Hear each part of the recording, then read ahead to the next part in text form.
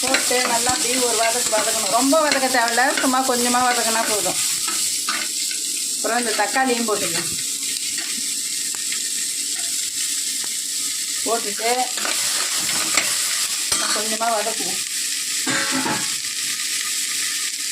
பூண்டு நம்ம போடவே இப்போயே வாசனை வந்துடுச்சு பாருங்க.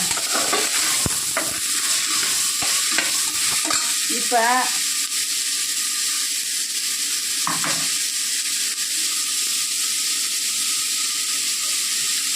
கொஞ்சமாக மஞ்சள் பொடி,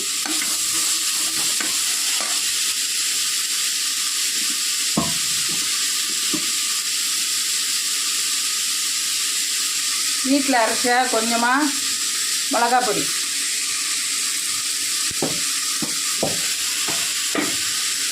சேர்த்து நல்லா வதக்கிக்கும்.